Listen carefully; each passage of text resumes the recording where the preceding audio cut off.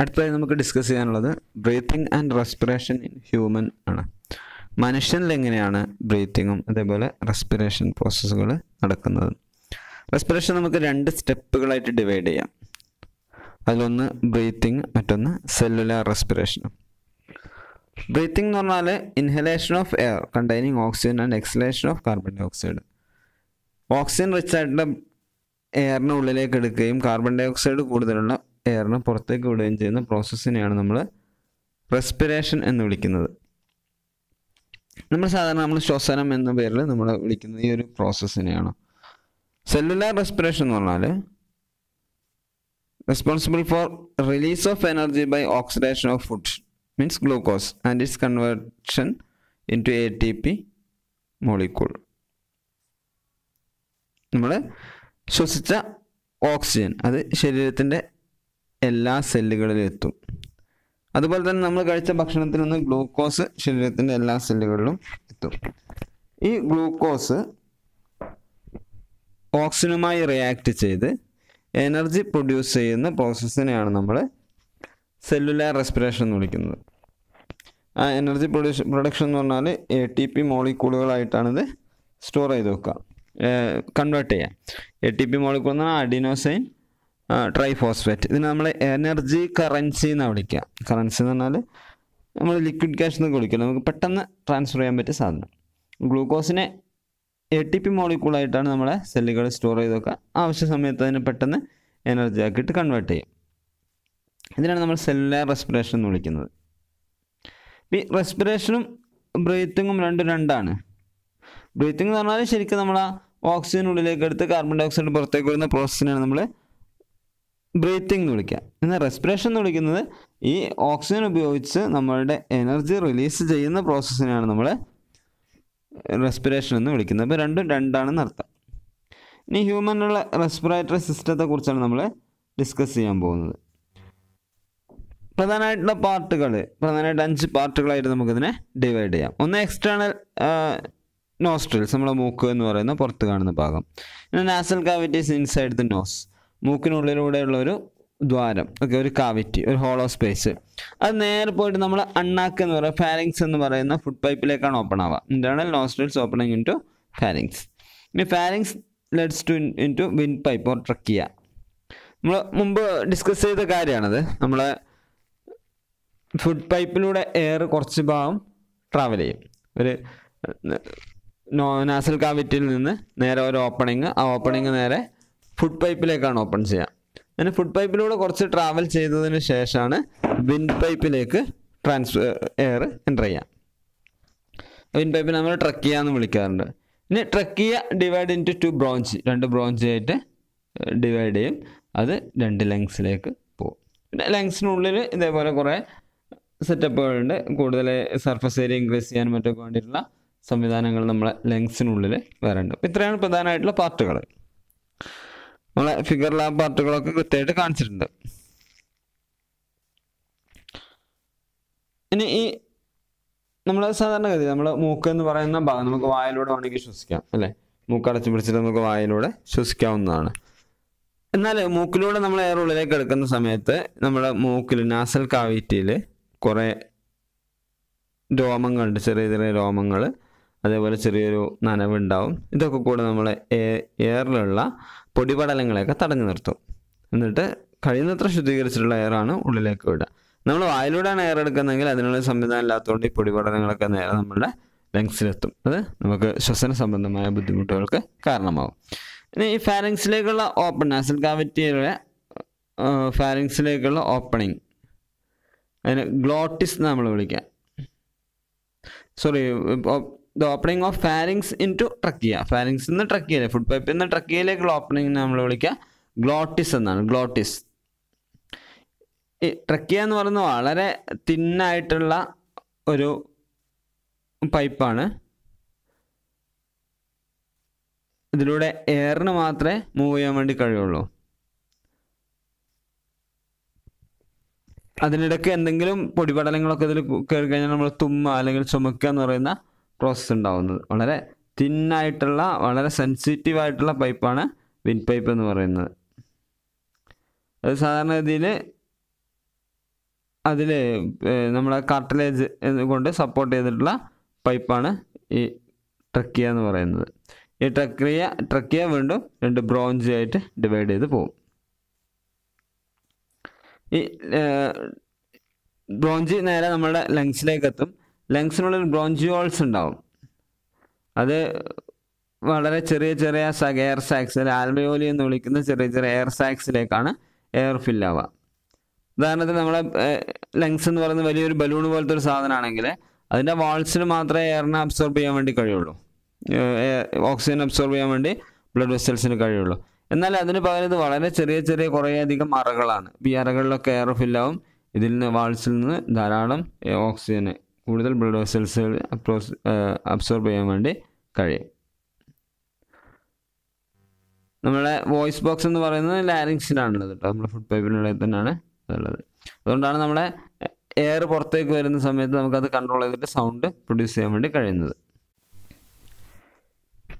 ബ്രീത്തിങ്ങിൻ്റെ മെക്കാനിസമാണ്. എങ്ങനെയാണ് ബ്രീത്തിങ് എന്ന് പറയുന്ന പ്രോസസ്സ് നമ്മളുടെ ശരീരത്തിൽ നമ്മളെ ഉള്ളിൽ നടക്കുന്നതെന്നാണ്. ശരിക്കും നമ്മൾ വലിക്കുന്നത് കൊണ്ടല്ല എയർ ഉള്ളിലേക്ക് പോകുന്നത്. അങ്ങനെയാണ് നമുക്ക് കുറച്ച് നേരം ശ്വസിക്കേണ്ടതെന്ന് വിചാരിച്ച് കുറച്ച് സമയമൊക്കെ നമുക്ക് കൺട്രോൾ ചെയ്യാൻ പറ്റും. പക്ഷേ ഓട്ടോമാറ്റിക്കായിട്ട് നമ്മൾ എയർ ഉള്ളിലേക്ക് എടുത്തു പോകും. അതിൻ്റെ കാരണം എന്ന് പറഞ്ഞാൽ ഈ എയർ നമ്മൾ ഉള്ളിലേക്ക് എടുക്കുന്നത് നമ്മൾ വലിക്കുന്നത് കൊണ്ടല്ല. ഡയഫ്രം എന്ന് പറയുന്ന ഒരു പാർട്ടുണ്ട്. ആ ഒരു ഭാഗം മൂവ് ചെയ്യുമ്പോഴാണ് നമ്മളുടെ എയർ ഉള്ളിലേക്ക് കയറുന്നതും അതുപോലെ തന്നെ അതിൻ്റെ മൂവ്മെൻറ്റോടാണ് എയർ പുറത്തേക്ക് പോകുന്നതും. നമ്മൾ ശ്വസിക്കണം അല്ലെങ്കിൽ ശ്വസിക്കേണ്ട രണ്ടും നമ്മൾ വിചാരിച്ചിട്ട് കാര്യമില്ല. നമ്മളൊരു അനൈച്ഛിക പേശിയാണ്, ഒരു ഇൻവോളണ്ടറി മസിലാണ് ഈ ഡയഫ്രം എന്ന് പറയുന്നത്. ഇത് ലൊക്കേറ്റ് ചെയ്തിട്ടുള്ള നമ്മളെ ചെസ്റ്റ് കാവിറ്റിയും അബ്ഡോമിനൽ കാവിറ്റിയും, ഈ അബ്ഡോമിനൽ കാവിറ്റി ചെസ്റ്റ് കാവിറ്റി ഇതിൻ്റെ രണ്ടിൻ്റെയും കൂടെ ഇടക്കായിട്ടാണിത് ഈ ഡയഫ്രം എന്ന് പറയുന്ന ഭാഗമുള്ളത്. ഒരു മസ്കുലാർ ഷീറ്റാണ്, ഒരു ഷീറ്റാണ്, ഡോം ഷേപ്ഡ് ഷീറ്റാണ്. ഇത് താഴോട്ടേക്ക് മുകളിലേക്ക് മൂവ് ചെയ്യുന്നതിനനുസരിച്ചാണ് നമ്മുടെ ഇൻഹലേഷനും എക്സലേഷനും നമ്മുടെ ശരീരത്തിൽ നടക്കുന്നത്. ഇൻഹലേഷൻ എന്ന് പറയുന്ന പ്രോസസ്സ് നടക്കുന്നത് നമ്മളെ ചെസ്റ്റ് കാവിറ്റി ഇൻക്രീസ് ചെയ്യുമ്പോൾ എയർ ഉള്ളിലേക്ക് വരും. നമ്മുടെ ഒരു ലങ്സിൻ്റെ ഒരു ചെറിയ സ്ട്രക്ചറൊക്കെ പണ്ട് നിങ്ങൾ ഉണ്ടാക്കി നോക്കിയിട്ടുണ്ടാവും. നമ്മൾ സാധാരണഗതിയിൽ ഒരു വൈറ്റ് ട്യൂബ് എടുത്തിട്ടുണ്ടാക്കുന്ന ഒരു സാധനം ഉണ്ടെങ്കിൽ ഒരു ബോട്ടിൽ, ആ ബോട്ടിലിൻ്റെ ഇവിടെ നമ്മൾ അടച്ചതിന് ശേഷം ഒരു പൈപ്പ് ഉള്ളിലേക്ക് ഇറക്കി വെക്കുന്നു. ഈ പൈപ്പിൽ നമ്മൾ 2 ബലൂണുകൾ കെട്ടി വെക്കുന്നു. ഇവിടെ ആ എക്സ്പെരിമെൻ്റ് നമ്മൾ മുമ്പ് ചെയ്തിട്ടുണ്ടാവും. ഒരു വൈറ്റ് ട്യൂബ്, ഈ വൈറ്റ് ട്യൂബിൻ്റെ 2 എൻഡിലും ഓരോ ബലൂണുകൾ കെട്ടും. എന്നിട്ട് ഇതിനെ നമ്മളൊരു പെട്ടിയിൽ ഒരു ബോക്സിൽ നമ്മൾ ഇറക്കി വെച്ചിട്ട് ഈ അടിഭാഗത്ത് നമ്മളൊരു ബലൂണ് കെട്ടും. ഓക്കെ, ഇത് ഈ ബലൂൺ ഇങ്ങനെ താഴോട്ടേക്ക് മുകളിലേക്ക് മൂവ് ചെയ്യുന്നതനുസരിച്ച് ഇതിനുള്ളിലുള്ള ബലൂണ് വീർക്കും. താഴോട്ടേക്ക് വലിക്കുമ്പോൾ ഇതിനുള്ളിലെ എയർ സ്പേസ് കൂടും, അപ്പോൾ എയർ ഉള്ളിലേക്ക് വരും. ഇത് മുകളിലേക്ക് പോകുന്ന സമയത്ത് ഇതിനുള്ള സ്പേസ് കുറയും, ബലൂണിലെ എയർ പുറത്തേക്ക് പോകും. ബലൂൺ വീർക്കുകയും ചുരുങ്ങുകയും ചെയ്യും. നമ്മൾ കുറേ മുമ്പ് ചെയ്തൊരു എക്സ്പെരിമെൻ്റ് ആണത്. ഇതാണ് ശരിക്കും നമ്മുടെ ബോഡിയിൽ നടക്കുന്ന പ്രോസസ്സ് എന്ന് പറഞ്ഞാൽ ഇത് തന്നെയാണ്. ഡയഫ്രം താഴോട്ടേക്ക് മൂവ് ചെയ്യുമ്പോൾ നമ്മൾ ചെസ്റ്റ് കാവിറ്റി ഇൻക്രീസ് ചെയ്യും, അപ്പോൾ അവിടെ സ്പേസ് കൂടും. ആ സ്പേസ് കൂടുമ്പോൾ പുറത്ത് എയർ ഉള്ളിലേക്ക് കയറും. ചെസ്റ്റ് കാവിറ്റി റെഡ്യൂസ് ചെയ്യുന്ന സമയത്ത് ഇത് ഉള്ളിലുള്ള സ്പേസ് കുറയും, അപ്പോൾ എയർ പുറത്തേക്ക് പോകും. ഈ ഒരു പ്രോസസ്സാണ് നടക്കുന്നത്. ഇതിന് സഹായിക്കുന്നതാണ് ഡയഫ്രം. ആ പ്രോസസ്സുകളാണ് പറയുന്നത്. Diaphragm straightened out due to contraction of its muscles. Inhalation നടക്കുന്ന സമയത്ത് ribs are raised upward and outward and volume of the chest cavity enlarges. Ribs പുറത്തേക്ക് വരുന്ന സമയത്ത് നമ്മൾ അതിനുള്ളിലുള്ള എയർ സ്പേസ് കൂടും. ഓക്കെ, അപ്പോൾ atmospheric air rushes into the alveoli, അതിനുള്ളിലേക്ക് എയർ റഷ് ചെയ്യും. ഇനി എക്സലേഷൻ നടക്കുന്ന സമയത്ത് ഈ തൊറാസിസ് കാവിറ്റിയുടെ നമ്മുടെ ചെസ്റ്റ് കാവിറ്റിയുടെ വോളിയം കുറയാണ് ചെയ്യുന്നത്. ആ വോളിയം കുറയാൻ വേണ്ടി diaphragm relaxes and resumes its dome shapes. പഴയ പൊസിഷനിലേക്ക് അത് വരും. റിബ്സ് ലോവർ ഡൗൺവാർഡ്സ്, റിബ്സ് താഴോട്ട് പോകും. തൊറാസിസ് കാവിറ്റിയിൽ നമ്മൾ ചെസ്റ്റ് കാവിറ്റി കംപ്രസ് ചെയ്യും. അപ്പോൾ സ്വാഭാവികമായിട്ട് എന്ത് ചെയ്യും, ഉള്ളിലുള്ള എയർ പുറത്തേക്ക് പോകും. അതിനാണ് നമ്മൾ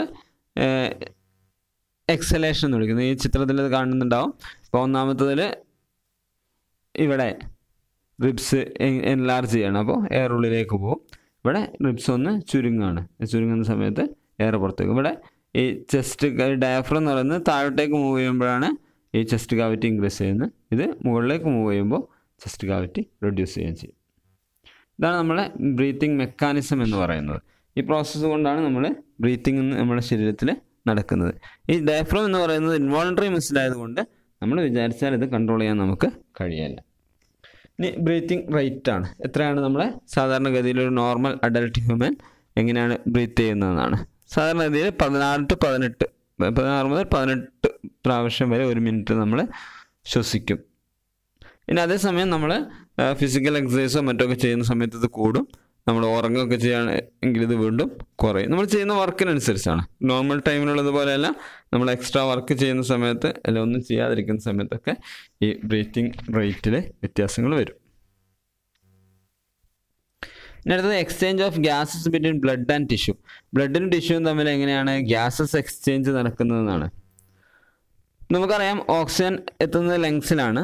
ലങ്സിൽ നിന്ന് ഓക്സിജനെ പിക്ക് ചെയ്ത് കൊണ്ടുപോകുന്നത് ഹീമോഗ്ലോബിൻ ആണ്. ഹീമോഗ്ലോബിൻ എന്ന് പറഞ്ഞാൽ റെഡ് ബ്ലഡ് സെൽസ് ആണ്. രക്തത്തിൽ ചുവന്ന കളർ നൽകുന്നത് ഹീമോഗ്ലോബിനാണ്. ഈ ഹീമോഗ്ലോബിനാണ് ഓക്സിജനെ ക്യാരി ചെയ്ത് കൊണ്ടുപോകുന്നതും കാർബൺ ഡൈ ഓക്സൈഡിനെ തിരിച്ച് കൊണ്ടുവിടുന്നതും. ഓക്കെ, അപ്പോൾ ഈ പ്രോസസ്സ് ചെയ്യുന്നത് ഹീമോഗ്ലോബിനാണ്. അപ്പോൾ ഹീമോഗ്ലോബിന് ലങ്സിലെത്തുന്ന ഹൃദയത്തിൽ നിന്ന് കിഡ്നി പ്യൂരിഫൈ ചെയ്ത ബ്ലഡ് ഹൃദയത്തിലെത്തുന്നു. ഹൃദയത്തിൽ നിന്ന് അത് ലങ്സിലേക്ക് എത്തുന്നു. ലങ്സിൽ നിന്ന് കാർബൺ ഡൈ ഓക്സൈഡ് കൊടുത്ത് ഓക്സിജനെ സ്വീകരിച്ച് വീണ്ടും ഹൃദയത്തിലേക്ക് പോകും. ഹൃദയം വീണ്ടും കോൺട്രാക്ട് ചെയ്യുന്ന സമയത്ത് ശരീരത്തിൻ്റെ എല്ലാ ഭാഗങ്ങളിലേക്കും ഈ ബ്ലഡ് ട്രാവൽ ചെയ്യും.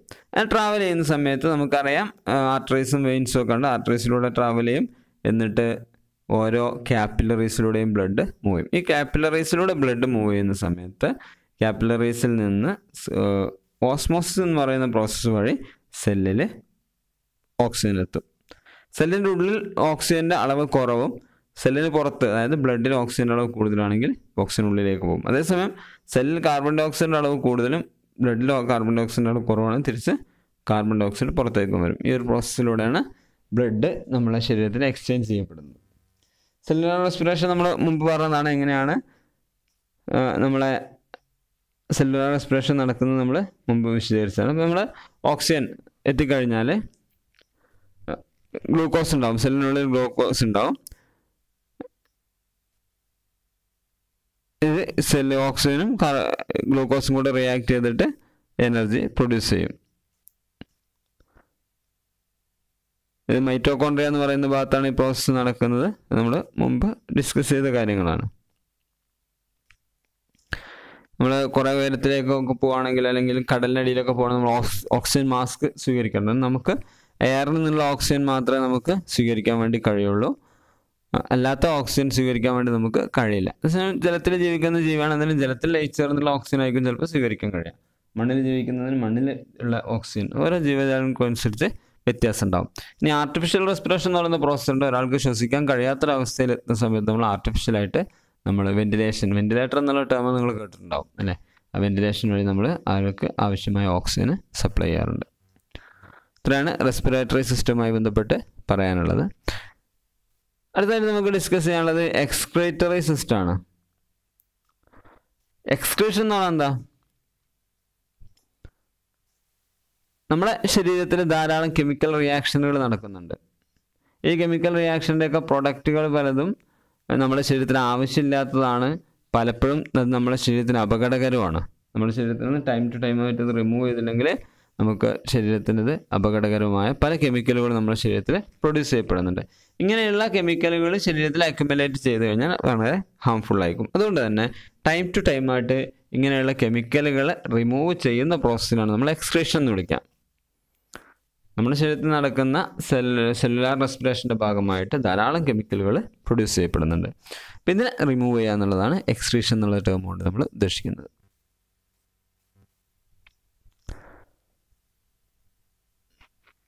നമ്മളെ യൂറിനറി സിസ്റ്റം എന്ന് പറയുന്ന സിസ്റ്റമാണ് എക്സ്ക്രീഷൻ അല്ലെങ്കിൽ എക്സ്ക്രീറ്ററി സിസ്റ്റം.